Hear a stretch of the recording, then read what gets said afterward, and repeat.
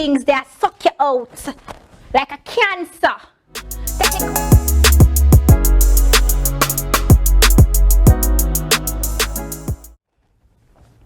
Exterminate your environment, mindset pests. These are the things, the mindset pests are the things that we don't even recognize jeopardizing the goal. You wonder, come here, put in the work. And you say, me put in the work, I'm not gonna wait, so I'm not reach them things that suck you out like a cancer that take over your body.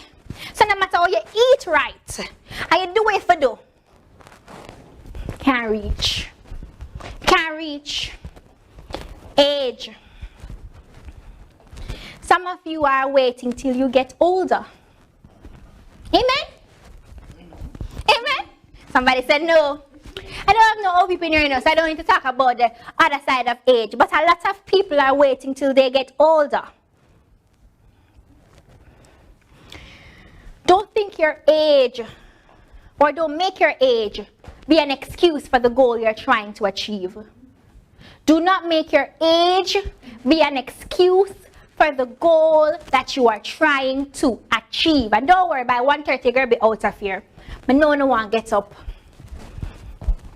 Don't make your age tell you that you can do so and so because you're young and that person is old, and so they're going to see them with more experience. And so there's this job I want, but I'm not going to apply for it because I'm too young to be a manager. You did see age on the job application? And you yourself are tear down yourself before you even jump in. Or I'm too young to start a business. Don't let your age be the reason why you're not achieving your goal. And sometimes we have the goal, but we ourselves, we're thinking, we're thinking, oh, say it again for the people in the back. The people in the back want to hear me, don't make your age. Yeah? Don't make your age hold you back from your goal. Because sometimes we ourselves are the ones that are thinking we're too young. So we're not going to do it now. And we have the goal there. We want it, but we say, probably not now.